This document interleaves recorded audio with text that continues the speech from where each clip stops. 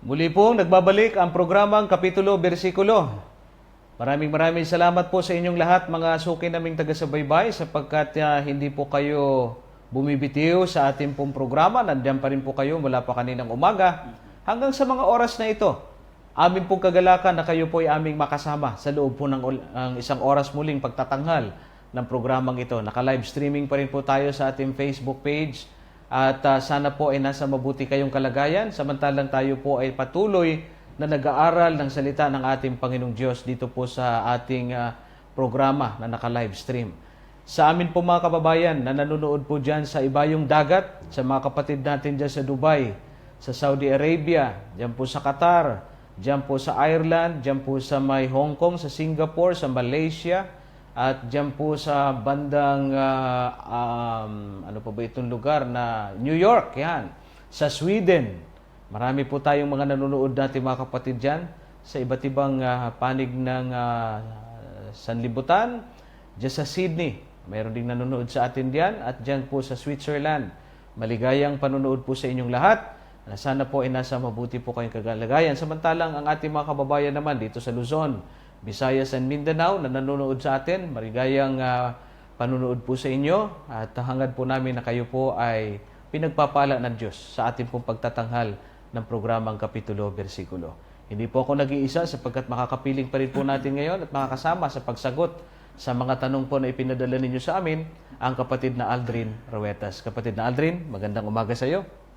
Magandang umaga po, Brother Jerry. At minsan pa, welcome po mga kapatid, mga kababayan namin sa programang Kapitulo Bersikulo. Nawa, minsan pa, samahan ninyo kami sa loob ng isang oras na gagawin nating mga pagtalakay at pag-aaral ng mga salita ng Diyos. Samahan po tayo at kami po ay lubos na naniniwala na kayo po ay nasa mabuting kalagayan sa mga oras na ito. Brother Jerry? Salamat kapatid na Aldrin at sa ating pong mga suking taga-subaybay. Bago po tayo pumalaot sa ating pong pagtalakay, ay nais ko po kayong anyayahan para po sa isang pananalangin. Ako po ang mangunguna at mamaya naman ang kapatid na Aldrin. Mahal namin Diyos, salamat po ng marami sapagkat muli po ninyong gagamitin ang programang ito upang maging daluyan ng inyong mga katotohanan. Sasagot po kami mula sa inyong banal na kasulatan sa mga tanong na ipinadala po sa amin ng aming mga taga-subaybay. Pakiusap lamang po namin na kami po'y huwag ninyong pababayaan sa pamamagitan ng pakikisama ng inyong Santong Espiritu. Gabayan kami na samantalang kami babasa ng mga kapitulo at bersikulo ng Biblia, ang aming pong pagsagot ay maunawaan ng aming mga kaibigan at maakay po sila sa daan ng katotohanan at magtamo ng buhay na walang hanggan sa pamamagitan ng aming tagapagligtas. Bigyan po ninyo kami ng kapangyarihan at ibayong karunungan upang kami po ay maging epektibong manggagawa po ninyo na mag-aakay ng mga kaluluwa papalapit sa inyong banal na paanan. Ito po ang aming pakiusap at dalangin sa pangalan po ng aming Panginoong Hesus. Amen. Amen. Mga suki namin taga-subaybay, nauna pa rin po nating ipinaglilingkod ngayon yung mga tanong po na nauna sa atin. Ano ho, kung hindi man ho ninyo o namin mapaglingkod kaagad yung inyong mga tanong sa comment box dyan ngayong araw na ito, mamaya pong hapon ay amin pong ipaglilingkod dyan.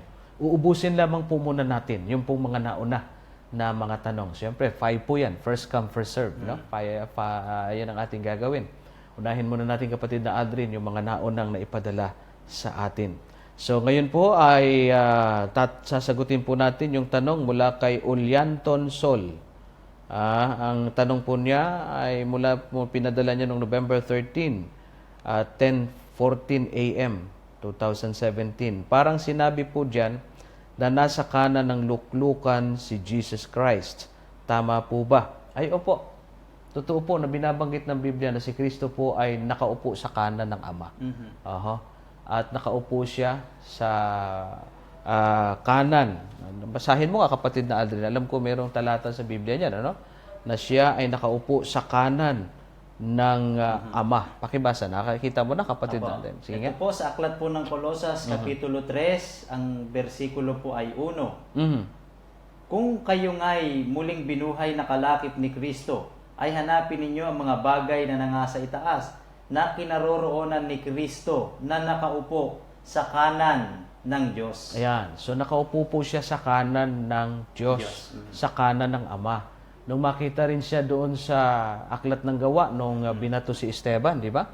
At nakita siya, nakaupo din yun, kapatid na Aldrin, Opo.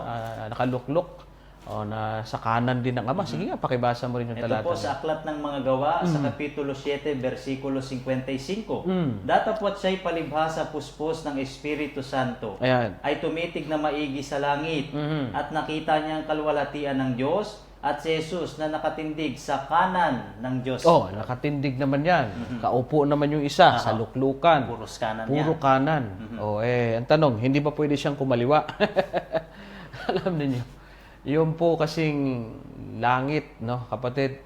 Hindi naman po laging nakapermanente lagi ang Diyos. Kasi pag sinabi mong luklukan, kamukha po ng ating naipaglingkod na ng mga nakaraan nating pagtalakay, hindi ko mo yan iluklukan. Doon lang talaga siya nakapirme. Halimbawa, katulad ng aming ginawang ilustrasyon ni Brother James na nandito tayo sa ating broadcast no nakaraang linggo. Sinabi natin na ang luklukan o upuan sa Malacanang, upuan ni Presidente Duterte, nasa Malacanang. Ibig mo nga sabihin, si Presidente Duterte nakapirmi lang talaga doon sa upuan niya sa Malacanang. Ibig sabihin po yun, may kinalaman yan sa kanyang authority, sa kanyang kingship, ibig sabihin sa kanyang paghahari, kaya pinagkalooban ng luklukan. Because luklukan, it designates authority or rulership. Kaya pag pinag-uusapan natin yung luklukan ng Diyos, hindi ho laging nakapirmi lang yan.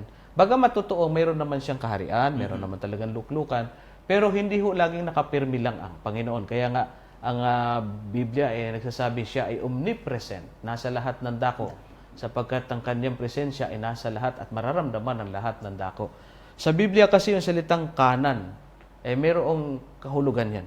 Sa Biblia po, ang ibig sabihin ng salitang kanan, ang ibig sabihin po ay pinakamataas na kalagayan, na status ang ating Panginoon Kristo. Kaya nga, pag sinabing nakaupo sa kanan, kinakanan ng Diyos, ibig sabihin mayroon siyang mataas na posisyon o mataas na kalagayan. Yan po ang ating sagot dun sa kapatid nating nagtanong, kapatid na Aldrin. Baka meron ka rin gustong idagdag sa bagay Kaya yan. nga, Brother Jerry, pag sa tao nga, pag sinabing ikaw ang kanang kamay, Yan. na pagkakatiwalaan. Ayan ang ibig ikaw ng sabihin. amo mo. Opo. Yan ang pinaka, ng kanan, kapatid. At traditional po ng mga Hudyo yan, kapag sinabi mong kanan, ibig sabihin po yan ay mataas. Mayroong mataas na posisyon sa kultura po ng mga Hudyo. Maging sa atin, pag sinabi mo, tama yung ginamit, Pagkakatiwalaan sa lahat. pagkakatiwalaan, may mataas na antas na kalagayan sa kanyang tungkulin. Yan po, yun po ang sagot natin. Sino po ba, mula po kay Feme, sino po ba si Jesus Christ sa buhay niyo? Aba, personal na tanong yan. Kapatid na Aldrin, para sa iyo ba, sino ba si Jesus Christ daw sa buhay mo? Ang Panginoong Hesukristo, siya yung bumago na aking buhay sa Amen. dating kadiliman at siya yung nag-aakay sa atin sa liwanag. Siya yung tanging tagapagligtas lang ng ating dito sa buhay na ito, hindi lang higit sa lahat sa kaligtasan, Brother Jed. Yun si Jesus Christ. Yung bumabago ng buhay ng tao. Siya lang, no? Siya lang ang ating Panginoon. Kung wala po si Kristo sa buhay namin, kapatid, Ay, wala. iba ho ang aming ginagawa ngayon. Ayun, tama po. Kung wala po si Jesus Christ sa buhay namin, hindi mo kami makikita ngayon sa TV. Hindi mo kami mapapanood sa pamamahayag ng salita ng Diyos. Kaya kami narito dahil kay Kristo. Kaya kami narito dahil binago kami ng Panginoong Hesus. Amen. Ang aking buhay dati, mahilig po ako sa away, mahilig ako sa barkada. Kung wala pong Kristo sa buhay ko, dalawa lang ang pwede kong pinuntahan, kulungan o kamatayan. Dahil sa mahilig kaming makipag-away, makipag-riot. Ganyan ang buhay ng isang taong nakatira sa sanlibutan. Hindi ako pwedeng insultuhin. Ganyan ang aking attitude noon Pag ikaw ay nagbigay ng salita sa akin, may tama ka kaagad. Hindi po ganun ang buhay ng isang Kristiyano. Salamat sa Diyos kasi binago kami ng Panginoon. Marami pang mga kapatid. Meron dito sa aming mga kaanib na dati ay masamang tao. Sabihin na natin, meron kaming kapatid dito na dating leader ng NPA, may leader ng pirata, leader ng kidnap or ransom. Pero nung makilala si Jesus, nabago ang buhay. Kaya po dito, lahat ng mga tao po dito, binabago ng Panginoon. Siyempre, hindi nga lang tayo sakdal, Brother Aldrin. Ayun, tama. May mga kanya-kanyang kapintasan at kahinaan pa rin. Kasi hindi naman tayo mga anghel eh. Tayo po'y nakatira pa rin, kapatid na Aldrin, sa lupa. Ayun. At tayo ay lagi pa rin inuusig at ginugulo ng kaaway. Yun nga lang, ang ating pong nagiging sandalan ng Si ating Jesus. Panginoong Ayun. Jesus. Kaya si Jesus, ang siya pong aming Panginoon, siya ang aming kaibigan, siya ang naiisa naming tagapagligtas. Kapatid na Aldrin. May talata ba, kapatid na Aldrin? Alam ko, marami Ayun. ka, sagana ka sa talata eh. Kaya nga, siya lang ang ating tagapamagitan, Brother Jerry. Bagamat tayo ay nagkakasala, siya lang yung ating matatakbuhan. Sabi nga rito, Brother Jerry, sa unang 1, Kapitulo 2, versikulo 1, Aha. Mumunti kong mga anak, ang mga bagay na ito ay isinusulat ko sa inyo upang kayo huwag magkasala. At kung ang sino man ay magkasala, ay may tagapamagitan tayo sa Ama, si Jesucristo ang matuwid. Yeah. Siya yung talagang bumabago ng ating buhay. Brother Jerry, sa iba pang mga talata, kung wala siya sa ating buhay, wala tayong magagawa. Ano mang pagsisikap ng tao. Kaya salamat sa Diyos na bago tayo. Amen. Amen for that. At yun po ang aming gusto rin namang mangyari sa inyo. Hindi ho namin sinasabing mas banal kami sa inyo. Ayun. Parehas po tayong niligtas ng biyaya ng Panginoon. Wala ho kaming ibang mithiin sa programang ito kundi makilala po ninyo si Jesus Christ na siya pong Panginoon na nagliligtas at patuloy na nagliligtas sa atin. Nagbago ng buhay ng makasalanan. Ano man ang kalagayan mo, kapatid, sa buhay mo, adik ka man, meron ka man mga bisyo, o anumang bagay na meron ka, si Jesus lang ang pwedeng magbago niyan. Akala din nila dati walang ganyang paniniwala ang mga Adventist, kapatid na Aldrin. Meron po. Kaya nga po dito sa Adventist, completos recados eh. Kung yung doktrina ng mga born again na si Jesus lang ang Panginoon, doktrina rin po namin yan. Na si Jesus lang ang dapat itaas sa aming pangangaral, doktrina po namin yan. Yun po nga lang doktrina namin nung wala sa inyo. Kaya nga namin pinupunuan. Kulang lang kayo doon sa mga aral. Kung bibili ka ng damit, Brother Aldrin, doon ka na sa kompleto. Package na.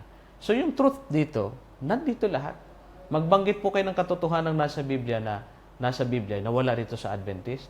Wala po kayong makikita. Doktrina ng Baptist, baptism by immersion, andito. Nandito, meron tayo. Doktrina ng Methodist, the method of salvation, andito.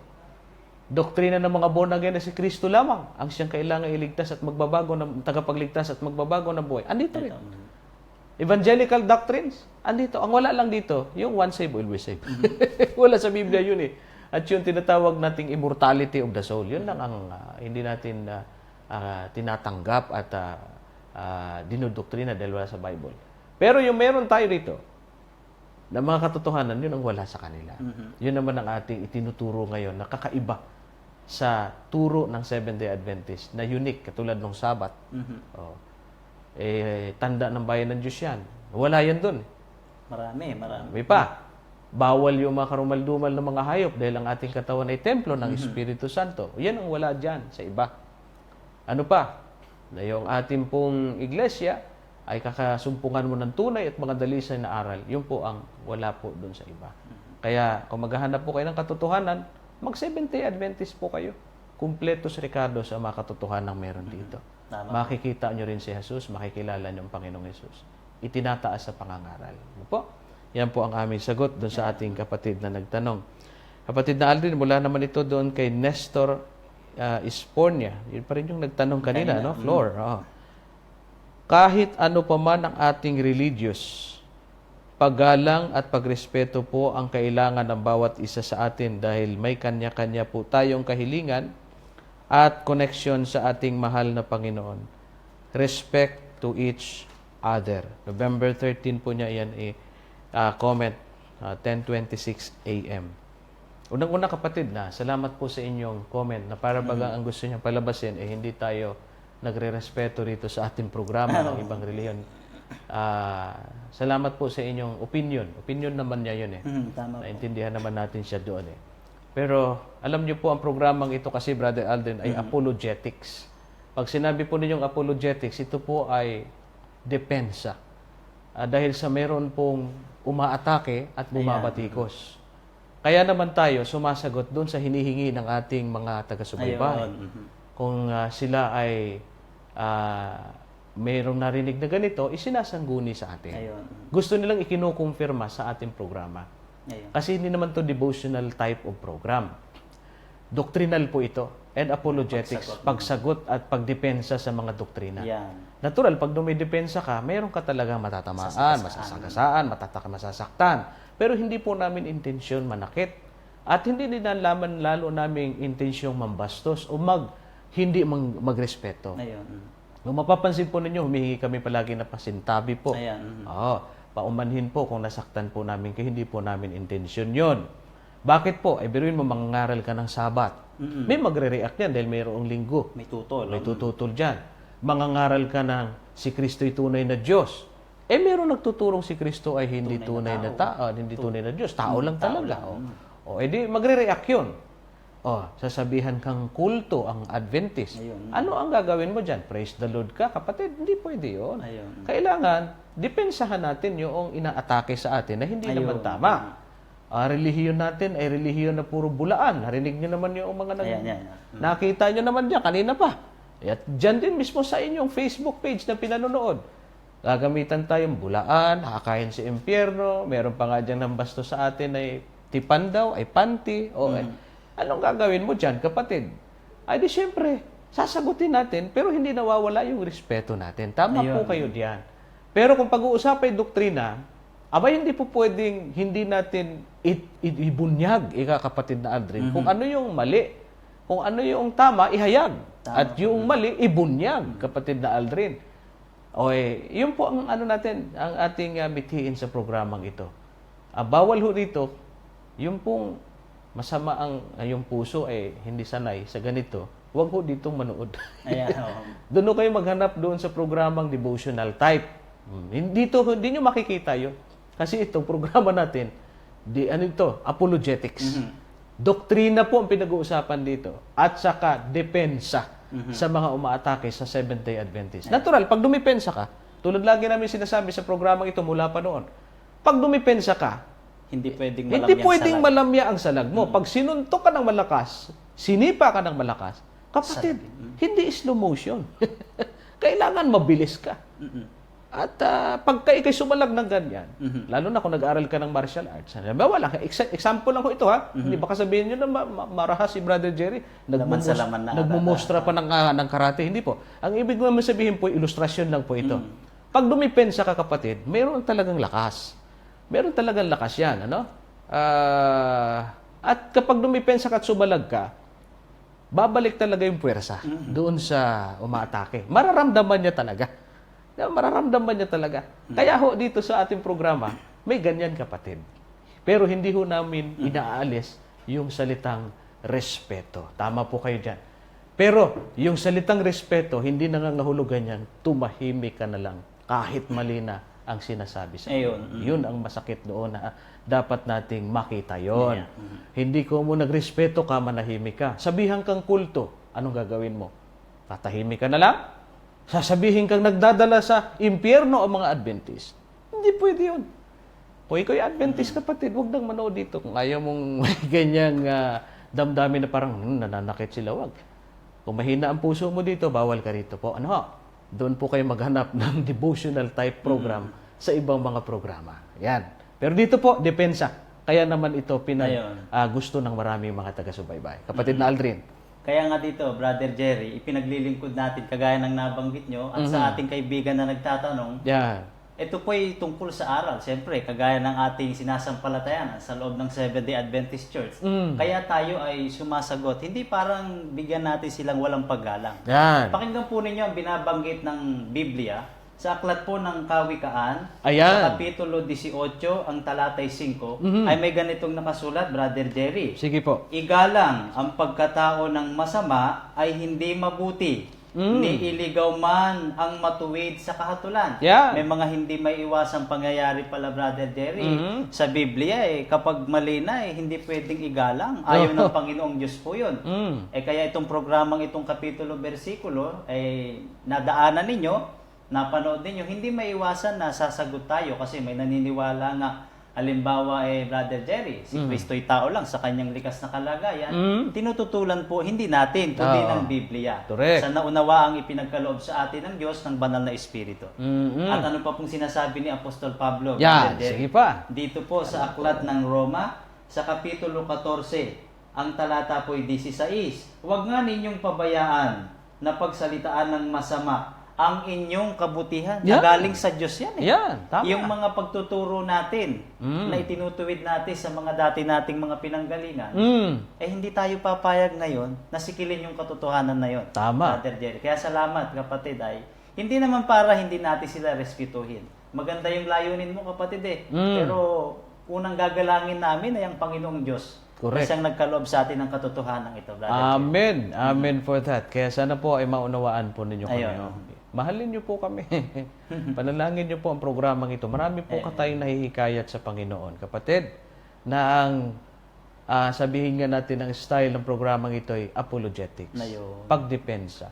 Pag dumipensa ka, may dating, may tama, or kaya ay mararamdaman ng mga umaatake. Kaya nga sila naiinis sa atin eh. Dahil nalalantad yung mga kasinungalingang aral eh. At nahayag naman yung mga katotohanan. Ayun. Kaya si Brother Aldrin, kung hindi dahil sa kapitulo bersikulo, hindi maaakay ito eh. Tama po ba? Oh.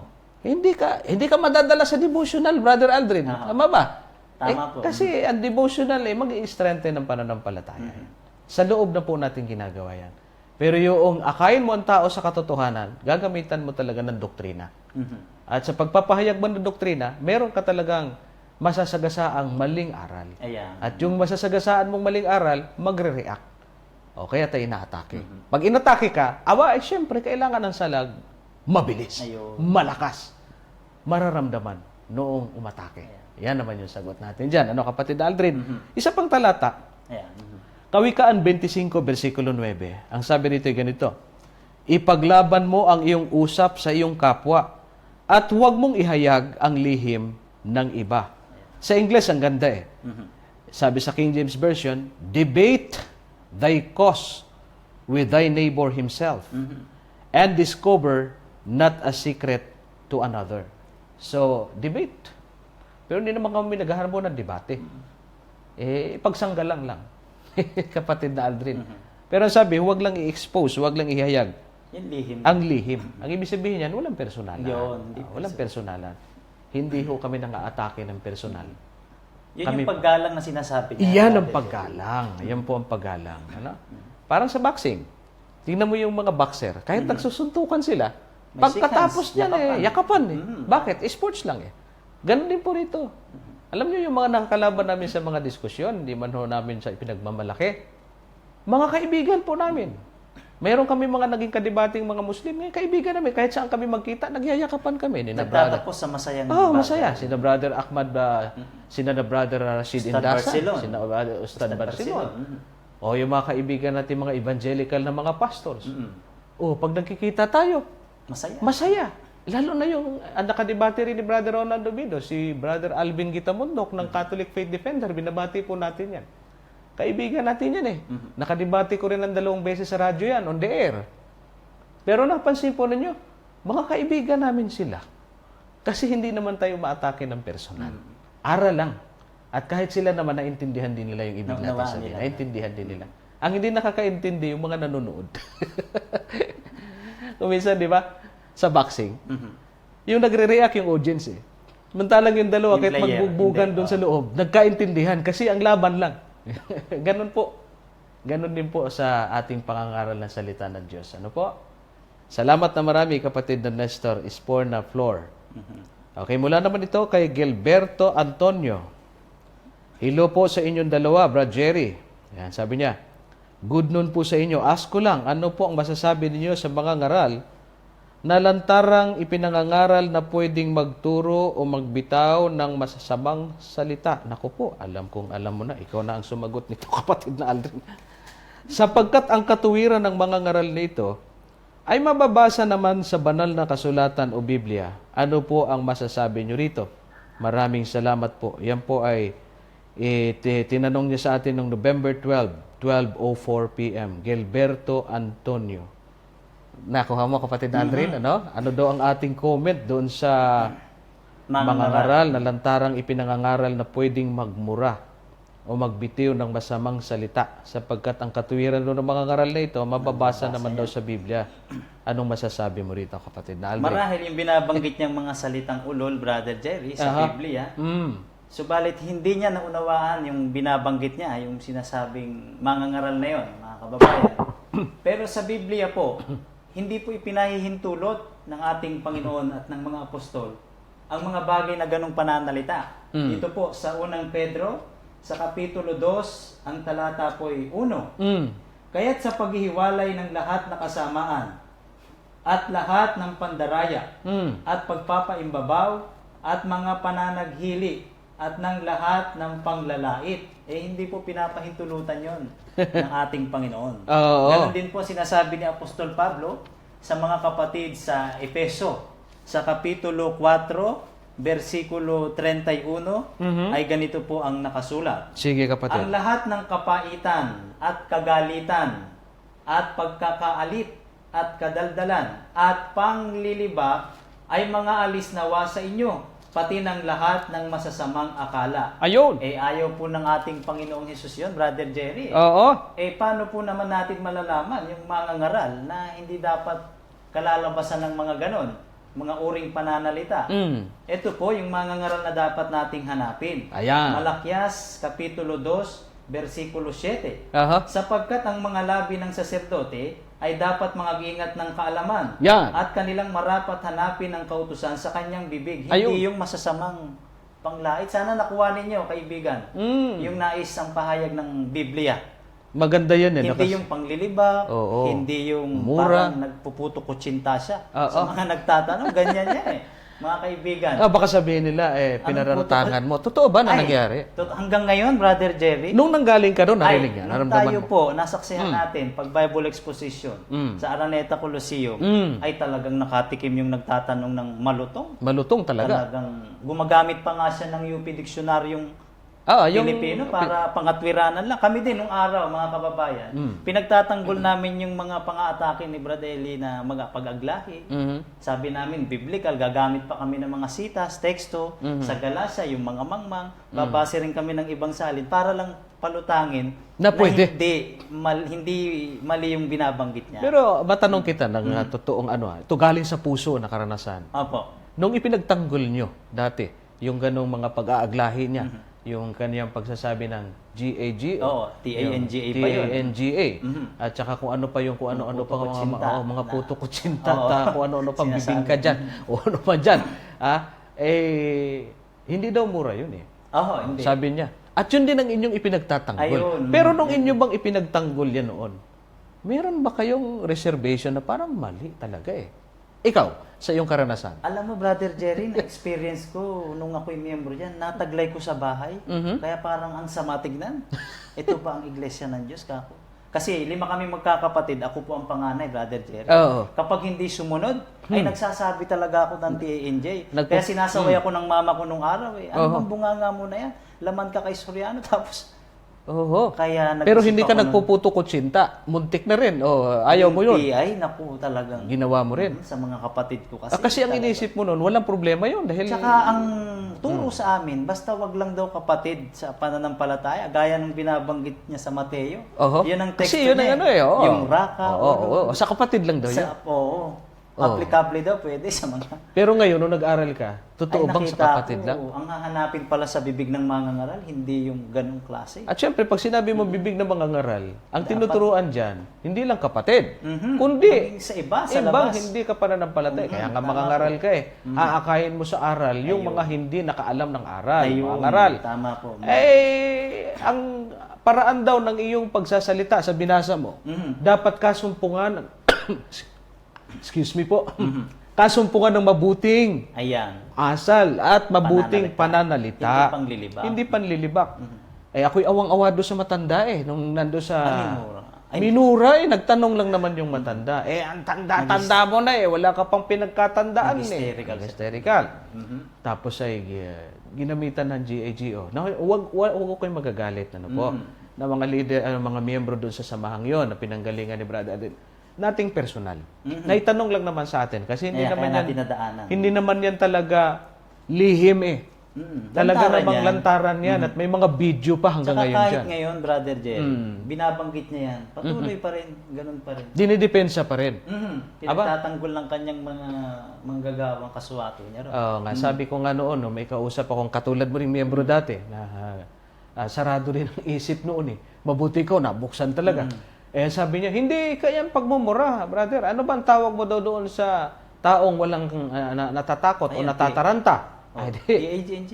Natataranta daw. Ano tawag mo doon? Pag babae ika, ayun, alam mo yun. Ayan, Pag lalaki ika, ayan, yan sinasabi niya. Ano daw itatawag mo? Yun nga daw talaga, natataranta. Ayun.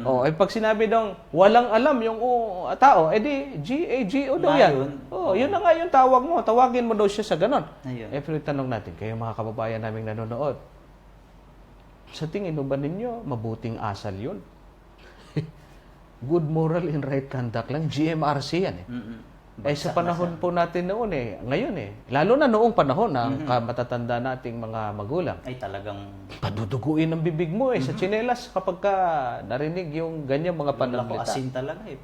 Asin tsaka yung Sili. sili. Masakit yun. Bakit? Alam naman natin, ako kailan ka pa naging tunay na nasa samahan? Tunay daw ha? Tsaka ka natuto ng mga ganyan. Baliktad eh. Mabuti pa, hindi ka lang umalis sa relihiyong kinaniban mo dati. Lumala ila. Lumala, brother eh. Lumala eh.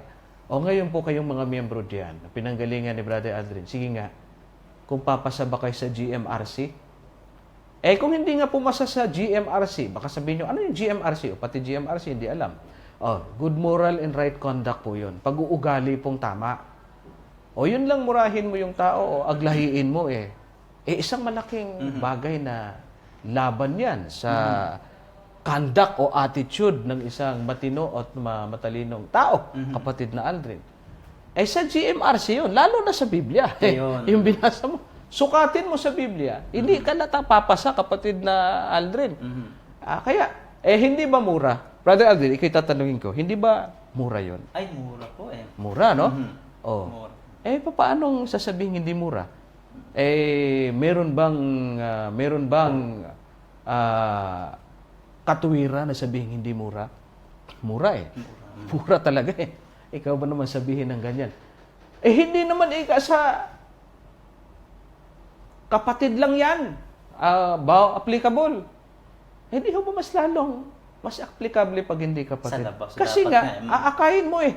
Sa halip na akayin mo. Maging huwaran ka sa pananalita. Murahin mo. Hindi pangaralan. Pag may nagtatanong, murahin mo. Bagsak sa GMRC.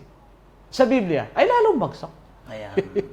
Hindi ko kami nami-personal. May tanong sa atin. Ngayon, ano po bang talata pa? Ito, papakinggan po ninyo. Isa pa. Unang Korinto, Kapitulo 5, ang bersikulo ay 11. Ang sabi po ay ganito. Datapwat sinusulatan ko kayo, na huwag kayong makisama sa kanino mang tinatawag na kapatid. Ang ganda sa English But now I have written unto you not to keep company if any man that is called a brother. Di ba ang tawag brother? Ayaw pa tawag pastor brother. Sabi diyan, huwag daw tayong makisama, sabi sa binasa natin, sa kanino mang tinatawag na kapatid. Kung ano ang kanyang ginagawa, kung siya ay mapakiapid, o masakim, o mananamba sa Diyos-Diyosan, o mapagtungayaw, o manglalasing o manlulupig, sa gayoy huwag man lamang kayong makisalo. Ano daw ang isa sa mga katangian? Yung makikitungayaw, yung nanunungayaw. Ano ba ibig sabihin ng nanunungayaw? Nagmumura. Huwag daw natin samahan si brother pag nagmumura. Kapag nagmura na, huwag niyong palakpakan. Ayun. Wala inayunan pa Brother Jerry. Yun na nga Oo, inayunan pa, pinalakpakan pa. Pinalakpakan pa pagka inaglahi yung matanda, Nung naroon ka, kasama ka rin siguro. Pumapadyak pa yung mga pa. Kasi tuwang-tuwa ka dahil, Tsaka iba ang dala ng laman. Oo, talagang natutuwa. Natutuwa. Kaya nung nakilala natin yung katotohanan ng Brother Jerry, ay maling-mali pala. Nakita ko rin sa Biblia kung paano sumagot ang mga mangangaral Dapat tayo dito, kahit inaaglahi tayo, minsan hindi tayo bumabawi ng panglilita. Hindi tayo gumagawa. Siya inalipusta, hindi nagsalita. Sumasagot tayo ng depensa, pero never po kami makakarinig sa inyo, narinig ninyo sa amin na kami ay nagmura o Ayun. kaya ay gumamit ng mga salitang hindi ayon sa karakter o sabi natin GMRC, tanggap ng lipunan, sa norms ng society. Kaya lalo na kung sa Biblia, kapatid. Ano po? Yun po ang sagot natin kung ano daw ang comment natin doon. Sige, kapatid na Aldrin. Alam ko, mas marami kang Oo, mabanggit kasi dapat Panahon mo yan. natin Sige, itong sige pa. tekstong ito, Brother Jerry, sa mga kababayan natin. Sige po. Paano po ba sumagot ang mangangaral ng Diyos? Ito, Brother Jerry sinasabi. Sa unang Pedro, sa Kapitulo 3, versikulo 15, ganito po ang nakasulat.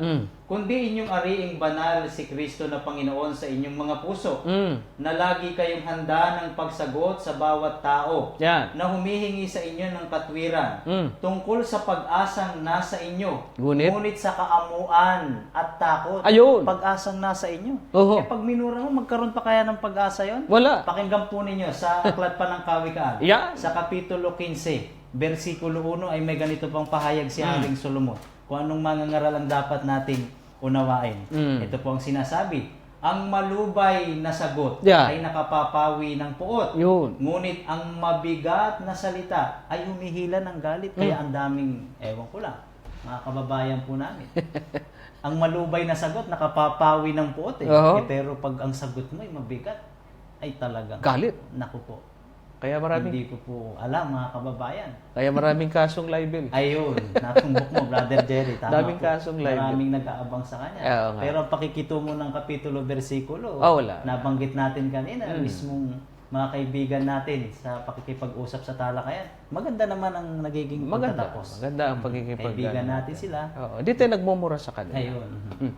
Ngayon, kasi sabi niya, sa kapatid lang naman kung ano ba naman kung sabihin mo, ano ba tawag mo sa natataranta? Ayun naman yun na yan. talaga. Yun nga. Ang tawag mo doon sa walang laman ng utak, gagamitan ng Pilipinong disyonaryo sa UP. Ayun. GAGO. Ay ngayon, ang tingin mo kasi pwede daw ikapit sa hindi kapatid. O hindi ka naman namin kapatid. Ikaw kaya. Ako kaya ang tumawag sa iyo ng ganyan. At sa brother nila. Hindi Sa brother ninyong ganon. Sa tingin po ninyo, kapit, masakit o hindi? Pag tayo nga gumamit, kakapit eh. Kasi kakapit. marami siyang Oo nilalabag. naman. Kasi, unang-una, papayagan na natin. Sabi nila doon sa kabila, hindi ho namin kayo pinipersonal. Sino man yung tinutukoy naming mga ngaral. Hindi po. Ito po ay, ikinakapit lang namin yung kanyang sinasabi. Sinusundan. Sabi ninyo, pwede yan sa kapatid. Hindi ka pwedeng magsalita niyan sa kapatid. So, pwede yan pag hindi mo kapatid. O, hindi naman namin kayo kapatid. Ang tingin din namin sa inyo, wala ding alam. Ay, di pwede na rin namin kayong tawagin ng ganong salita. Payag kayo. Siguradong ayaw. Hindi yan. Ngayon, yung salita ninyo sinasabi na natataranta. Sabi nyo, ikakapit sa hindi kapatid. Hindi naman namin kayo kapatid. Katulad nung gustong makipagdebate sa atin sa Bataan. Ay tarantang nataranta At kung ano-ano ang Katwiran sinasabi. Ay, di ngayon sasabihin namin, yung pala mga yun, huwag na namin ituloy. Basta saktan kayo Tama. Yan ang sinasabi ng Golden Rule. Yan. Do not do unto others.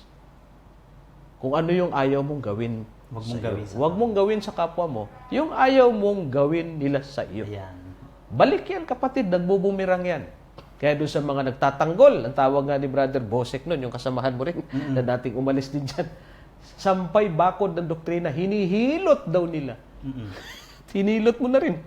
Ididepensa mo yung mura, ididepensa mo yung mga contradiction ng mga aral. Napakalaking problemang malaki talagang husto yan. Buti na lang, marami na rin lumayas sa samahan yan. Marami na rin lumayas, nakahalata na.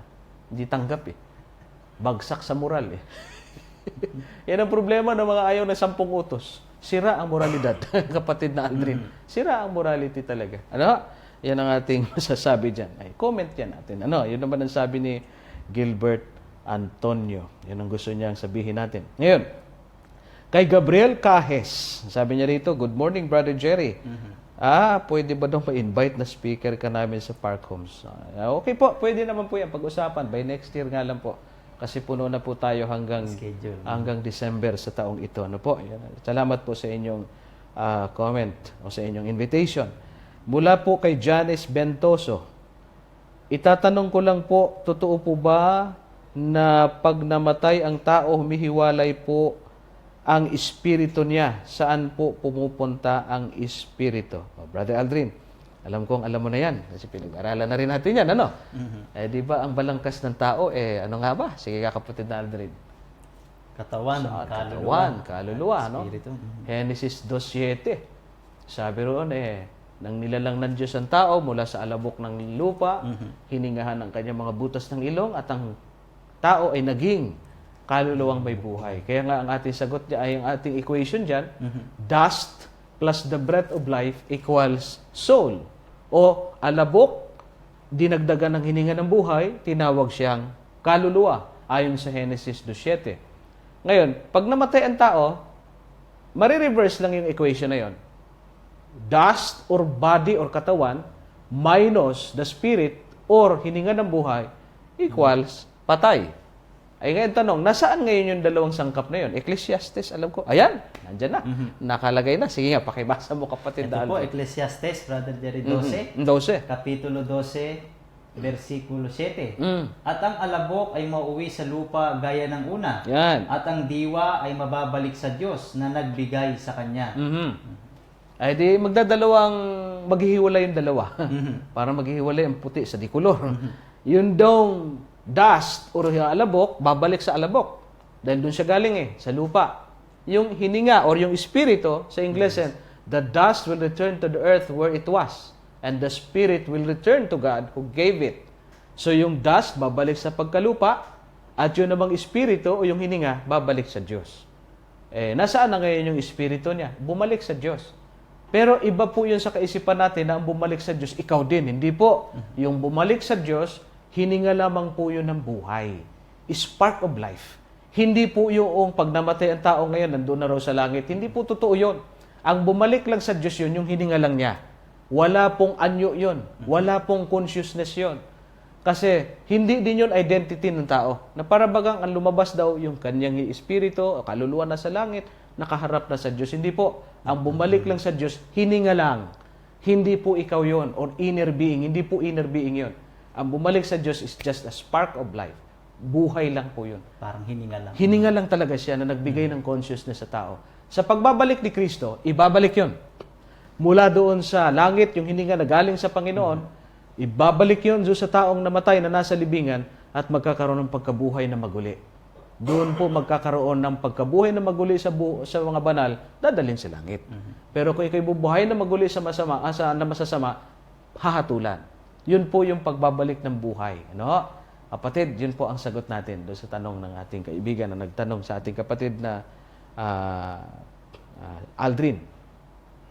Meron ka pang idadagdag? Okay na po. Okay na. Ito naman ay mula kay Danny Javar, watching from Sydney.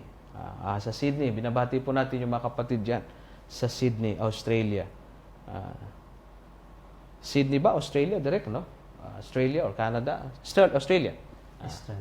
Okay. Okay, so Sydney. Yan po, ay binabati din po natin. Ang sabi po dito ay, ito. Daniel Abing, sa Colosas 1:15, po, tao po ba si Jesus nung sinabihan siya? Thanks po. Pakibasa mo nga kapatid na Aldrin, Colosas 1:15. Sinasabi, Colosas 1:15, na siya ang larawan ng Diyos na di nakikita, ang panganay ng lahat ng mga nilalang. Ang tanong niya, tao po ba, sa Colosas 1:15, po, tao po ba si Jesus nung sinabihan siya? Thanks po. Hindi naman si Jesus sinabihan po diyan Hindi po si Jesus, si Apostol Pablo ang nagsalita. Anong sabi diyan, Brother Aldrin? Na siya ang larawan ng Diyos na di nakikita, ang panganay ng lahat ng mga nilalang. Declarative statement po yan. Ibig sabihin, ipinakita ni Apostol Pablo diyan sa taga-Colosas na si Kristo yung panganay sa lahat ng nilalang, ang larawan ng Diyos na hindi nakikita. So, hindi siya sinabihan diyan. Diniklara ni Apostol Pablo na si Kristo panganay sa lahat ng nilalang at larawan ng Diyos. Ngayon, tanong, marahil ang itatanong ninyo, yung bang deklarasyon ni Pablo dyan na siya ay panganay sa lahat ng nilalang o kaya ay larawan ng Ama o ng Diyos, yun ba ay may kinalaman sa kanyang pagkatao? Yan, marahil ang tanong ninyo. Ang sagot po namin dyan, yung pong kalarawan ng Diyos, ang Panginoong Hesukristo, kalarawan niya bilang Diyos. Bakit? Doon sa Genesis 1:26 ang sabi ng Diyos, lalangin natin ang tao ayon sa ating larawan. Di yung nag-uusap doon yung magkalarawan, kapatid na Aldrin, at si Kristo po ang kalarawan ng Diyos ayon dyan sa Colosas 1:15. Kaya sila ang magkalarawan. Ngayon, ang tanong di ba kalarawan din tayo ng Diyos? Opo, kalarawan po, sapagkat ang ibig sabihin ng kalarawan sa kabanalan. Ayun. Kalarawan sa kasakdalan. Nilikha tayo ng Diyos. Ayon din sa kanyang kabanalan, ayon sa kanyang kasakdalan. Na nung dumating yung panahon, nasira yan dahil lang sa kasalanan. Pero yung anak ng Diyos, hindi kailanman nasira ang kanyang kasakdalan, ang kanyang kabanalan. Ngayon, yun namang panganay, diyan nagkakaroon ng malaking problema salitang panganay sa lahat ng nilalang. Ang kanilang konklusyon, di una sa lahat ng nilalang, kasi panganay nga naman. Alam niyo sa Biblia, hindi lahat ng salitang panganay ay unang ginawa. Pakinggan po ninyo, no? Sa aklat na ginamit din natin, dito sa aklat ng Biblia, kapatid na Aldrin, nang ibig sabihin ng panganay, 89:20 po ng aklat ng Isaiah, ng awit. Pakibasa mo, kapatid na Aldrin. 89:20 at 27. Tingnan po ninyo, no? Awit. 89:20 at 27. Ito po. Aking nasumpungan si David na aking lingkod, aking pinahiran. Siya ng aking banal na langis. 27. Akin namang gagawin siyang panganay ko na pinakamataas sa mga hari sa lupa. Yung salita pong panganay, ang ibig sabihin niyan, pinakamataas na antas ng kalagayan. Pag sinabi ng Biblia si Kristo ang panganay, siya ang pinakamataas. Tingnan mo si David, hindi naman siya panganay, bunso sa mga anak ni Jesse Pero bakit sinabi ng Biblia ang gagawin siyang panganay? Sapagkat gagawin siyang pinakamataas. Siya ang may pinakamataas na antas ng kalagayan. Hindi siya created being, kundi merong status na mas mataas. Panginoon ng mga Panginoon, hari ng mga hari, Diyos ng mga Diyos, ang ating Panginoon Jesucristo. Kaya, panganay, may mataas na antas na kalagayan. Pero yung tanong niya, yung tinawag ba siyang panganay, tao ba siya noon, Brother Jerry? Yun, baka gusto niyang... Hindi po. Hindi yan, no? Hindi po. Sa kalagayan po niya, hindi siya tao. Hindi siya tao. Ayun. Siya po ay sa kalagayang Nung Diyos. ideklara yun. Oo. Panganay po gusto siya. niyang malaman. Opo. Siya po ay panganay sapagkat may mataas po ang kanyang antas na kalagayan. Po. Hindi po siya nilalang bilang tao na panganay. Ayun po ang ating sagot. Mula po ito kay Pipito Condes. Sabi niya dito, paanong live yan? Tanong ko, asan sa Bible ang SDA Church? Ito yung gusto nating mga sagutin ng mga taong. Ito po kapatid, yung ayaw doon sa aming paraan ng pagsagot na mabigat. Paano mo ngayon yan sasagutin? Paanong live yan? Kasi para lumalabas dyan, hindi daw tayo sumasagot ng mga live questions. Kung may equipment lang ho kami ulit dito, nag-try nga kami nila direct ditong magkaroon ng linya ng telepono, hindi naman kayo tumawag. Hanggang sa naputol na lang Dahil walang tumawag, plus nadali na tuloy yung equipment. Hindi umubra na doon sa equipment, hindi na tumawag. Okay. Kaya, wala na tumawag at wala na rin kaming equipment para doon. Ngayon, pwede na kayong magtanong sa inyong comment box. Live pa rin po yan. Inuuna lang ho namin yung mga live questions na nauna. Ngayon, kung kayo po ay magtatanong dito na ngayon mismo, ora mismo, pwede ho kayo mag-type dyan, sasagutin namin. Hindi ho kami scripted dito. Sagutin po kagad na ora mismo ang inyong tanong. Ngayon, ang kanyang pahabol, saan daw sa Bible ang SDA Church? Kasi di ba yung pinanggalingan mo, ayan nga. kailangan mabasa. Sa Biblia, no? Kapatid na Aldrin, lagi niyang basahan. Paborito niya yan. Oo nga, no? Laging mababasa. Kaya lang, sa 6 na nirehistro, ni isa walang nabasa Kaya nga, nagpalit. Nagkadimandahan hanggang sa umalis, nagtago. Ngayon, tanong, saan daw sa Bible ang SDA Church? Sa pag-aaral mo ng Biblia, meron ba tayong mababasa sa Biblia na SDA Church, kapatid na Aldrin? Seventh day, meron po. Meron, Okay, meron. Ngayon, hindi nga lang natin mababasa ng diretsahan. Kasi, yung pong salitang Seventh-day Adventist Church, yan po ay pangalan ng aming organisasyon o samahan na nagtataglay ng katangian ng tunay na iglesia sa Diyos. Ano pong ibig sabihin? Seventh day. May mababasa naman talaga Genesis 2:1 hanggang 3. Pakinggan po ninyo. Ang daming seventh day dyan. Ayan. Tingnan ninyo, magsasawa kayo. Ano? Sabi rito sa Ingles, "Thus the heavens and the earth were finished, and all the host of them. And on the seventh day," hindi kong basahan, di meron, God ended His work which He had made. And He rested on the seventh day. Di meron din seventh day. Dalawa na yan. From all His work which He had made. Verse 3, "And God blessed the seventh day." Tatlo na yan. "And sanctified, because in it He had rested from all His work which God created and made." Di meron seventh day sa Bible. Ang problema mo na lang ngayon, Adventist. Kasi may seventh day na, Adventist. May mababasa ka ba? Meron.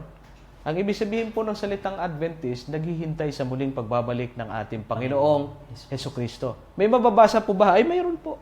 Babasahin ko po sa inyo rito sa aklat ng binasa na ho natin yan. I-open ko na rin po para doon sa ating kaibigang nagtanong, yung akin pong Latin Bible dito. Kasi yung salitang Adventist, ang ibig sabihin niya, Brother Aldrin, naghihintay sa muling pagbabalik ng ating Panginoong Hesukristo. At yan ay hinango natin sa salitang Latin na Adventum.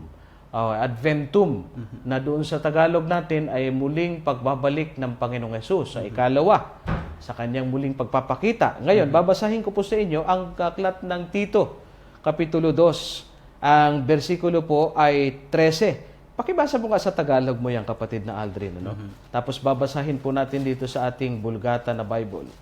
Sa Latin Vulgate. Ito po ang sinasabi sa aklat ng Tito Kapitulo 2, versikulo 13. "Nahintayin yaong mapalad na pag-asa at ang pagpapakita ng kalwalhatian ng ating dakilang Diyos at tagapagligtas na si Hesukristo." Yun. Di nariyan po yung antayin yung mapalad na pag-asa ng pagpapakita ng ating dakilang Diyos at tagapagligtas na si Hesukristo. Andun po yung pagpapakita ng ating Panginoong Hesukristo. Dakilang pag-asa. Ano po sa salitang Latin yon? Ito po, babasahin ko po sa inyo mula sa Latin Vulgata na Biblia. Ayan. Latin Vulgate. Ang nakalagay po rito, "Expectantis beatum spem et adventum gloria magni Dei et salvatores nostri Iesu Christi." Meron. Meron po.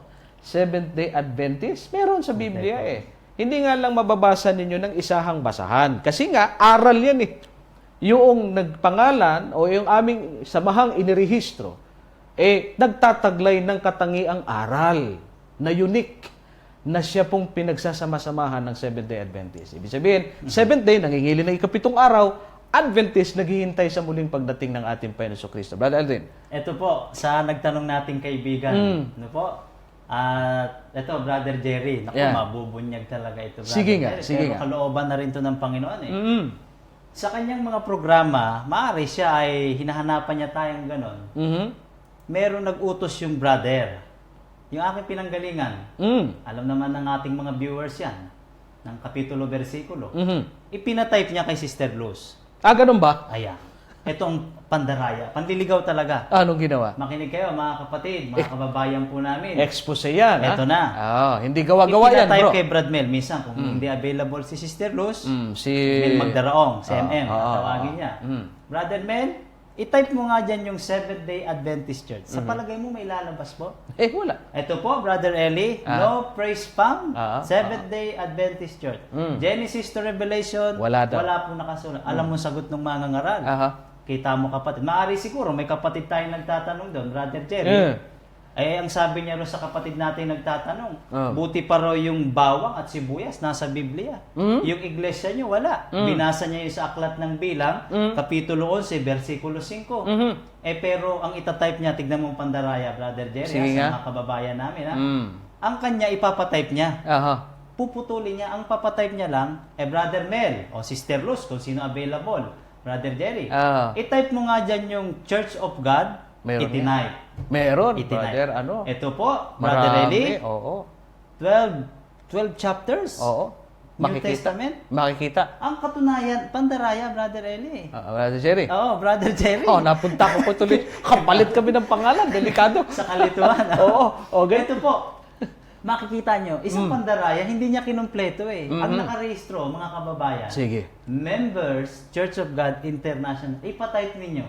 Yung Members, Church of God International, may lalabas po kaya? Meron pang kulang. Incorporated. Pag nakumpleto, wala ring lalabas eh. Ang nakalagay, Pinuputol niya. no words words found. Yan ang lihim niya. Yan ang Pero lihim. pag tayo, itatype niya. Pero itype mo lang, mga kababayan, Wala. mga kapatid. Wala. Itatype niya Aha. yung 7th day, maraming lalabas. Merong lalabas. Pero sa may pagtanggol niya yung kanyang samahan, kukumpletuhin yung atin. Para matangay yung mga kapatid natin nagtatanong, itype mo nga dyan, Brother Mer, Eto 7th day. Sundan natin siya sa yardstick niya. Aha. Nila. I-type nyo rin. Members of the Church of God International Incorporated. Naku, wala. Type nyo ha. Kasi buo din yung pinatype nyo sa amin Oo, kinukumpleto di, yun sa atin. buuhin nyo rin. Pag wala kang makita, patas. Magtatalo tayo ngayon sa doktrina. Bagsak yung aral nyo. Ayan. Sigurado yan. Kaya nga 8 beses na tayong magdebate, hindi naman tumuloy. Hindi humaharap. Hindi humaharap eh. Huwag na kayong maghamon. Alam nyo, hinahamon nyo, ibig sabihin, champion kami. Ang hinahamon kasi champion eh. Nahamon nyo kami. Sabihan nyo muna yung inyong puno. Tanungin nyo kung available siya. Pag pumayag, papirmahin nyo ulit. Para wala nang takbuhan. Maganda to. Racing ang habol niyan, hindi debate eh. Kapatid Dandre, takbuhan. Dito po, hindi ko kami tumatakbo. Pag pumirma, alas siya. Sige. Ang lagi sinasabi, punta ka doon sa coordinating center, yun ang lagi sinasabi. Sa convention center. Magsadya. Magsadya ka ron. Pumunta ka sa Bacchanal Coordinating Center namin. Pwede Magtanong ka doon. Magpakasama. Ba't naman kami pupunta dyan? Programa ninyo yan. Di, magpunta tayo sa common ground. Ang lagay ba ilalagay natin yung ulo natin sa nakbukang bibig ng buhay. Ay, mahirap Wala yun. namang Pakain ka sa buhayang nakanganga. Mahirap yun. Parang lulusog tayo. Ganun gusto nila mangyari. Ginawa naman natin yan doon sa Quiapo. Hinabol nga tayo hindi ba, Brother Aldrin? Hinahawi din yung camera. Hinawi yung camera. Pumunta rin tayo doon sa may bandang SBN 21 dati. Nagpunta kami mismo. Pinutulang kami ng oras. Nag-news, nagbalita. Marami kami niyan, 10. 10 kami mga ngaral na punta doon. Kaya kapatid, yung mga nandun sa samahan ninyo, pinanggalingan ni Brother Aldrin, lumang tugtugin na ho yan. Yung sasabihin ninyo, makipagdebate kayo sa aming puno. Luma na yan, kapatid. Kung hindi ka man na-update, update namin kayo. 8 beses na ho ang ginawa yan. Breed kayo talaga. Hindi ho namin pinagmamalakihan. Ang gusto lang namin sabihin, sa Seventh-day Adventist, marami ang magtatanggol sa doktrina. Akala ninyo, sa inyo kasi isa lang eh. Isa lang eh. Talagang naranasan ko pa dyan, Brother Jerry. Hindi kami pwedeng magsabi ng aral. Kundi ayain namin sa manggagawa o sa lokal. Dadalhin lang doon sa coordinating. Bawal kami magpahayag. Hindi kagaya sa atin ngayon. Sa loob ng Iglesia Adventista del Septimo Dia, kahit yung 5 anyos na bata. Kayang i-depensa. Kayang sabihin ko anong aral na. Nakakapagpahayag siya ng pananampalataya. Correct. Kaya kapatid, yun po ang aming masasabi. Anyway, wala na tayong oras. At sinisinyasan na tayo ng ating technical team. Tayo ay may ilang minuto na lamang na natitira. Kami po ay nagpapasalamat. Kung meron man po kami mga tanong na hindi pa namin nasagot, mamaya po pagkatapos po ng ating break, babalikan po namin ulit kayo para sagutin po yung mga tanong na ipinadala nyo po sa amin. Bago na mga tanong na po, kasi naubos na po natin yung ating mga luma, ay meron po rito. Tama, naubos na kasi yun ang tanong niya after November 17. Ang kasunod na yung kay Michael Gadon Yalon. Ito po yung mga tanong na ngayon na lang. So, yung mga nag-aabang ng kanilang mga tanong na masasagot, pagkatapos po ng episode na ito, doon po namin sasagutin yung mga bago na mga tanong na inyong ipinadala. Patuloy lang ho kayo mag-type ng inyong mga tanong at kami narito upang sagutin po ang inyong mga katanungan. Brother Aldrin, panghuling pananalita bago tayo magtapos, maging sa iyong mga kasamahan o sa mga taga-subaybay natin. Sige po. Maraming salamat po mga kapatid at sa mga dati kong kasamahan na minsan pa tayo po ay magsuri at pag-aralan natin ang mga aral na sinasampalatayanan sa loob ng Seventh-day Adventist Church. Nawa po ay kasihan nawa tayo ng Panginoong Diyos sa ginagawa nating mga pagsusuri, mga kapatid. Minsan pa, buksan natin ang ating mga puso't kaisipan. At nawa ay kasihan nawa tayo ng banal na Espiritu. Brother Jerry? Opo, salamat kapatid na Aldrin. At ngayon po hilingan natin ang kapatid na Aldrin na manguna sa ating panghuling pananalangin. Tayo po'y manalangin. Dakila at mapagpala naming Diyos, maraming salamat sa pagkakataong ipinagkaloob mo sa amin, Panginoon. Humihingi kami ng kapatawaran kung kami man ay nakasakit ng mga kalooban ng aming mga kapwa-tao. Opo. Nawa dakilang Diyos, naging pagpapala ang ginawa naming pagpapahagi ng pabalita ng kaligtasan na ito. Maraming salamat, dakilang Diyos. Iyo ang lahat ng karangalan at kapurihan. Yes, Father. Hinihiling po namin ang lahat ng ito sa matamis sa pangalan ng aming Panginoong Hesukristo. Amen. Amen. Mga minamahal po namin mga suking taga-subaybay, kami po ay muli na namang magpapasalamat sa inyo sapagkat mula pa kanina hanggang sa mga oras na ito nariyan pa rin po kayo nanonood sa ating programa. Kami po ay nagpapasalamat at babalik po kami pagkatapos po nitong episode na ito para amin pong sagutin ang mga nakabinbing pong tanong na inyo pong ipinadala sa araw na ito. Sa pangalan po ng bumubuo ng programang Kapitulo Bersikulo at ng mga tao po na nasa likod ng camera, ang ating pong technical team ng Project Life Ministry, at ngayon kasama rin natin ngayon ating butihing director, Brother Jem Puentes, ang ating pong naging kasama sa pagtalakay, Brother Aldrin Ruetas. Ito naman po ang inyong lingkod kay Kristo, Brother Jerry Sevilla. Kami po ay lubos na nagpapasalamat sa inyong walang sawang pagsubaybay. God bless you all po.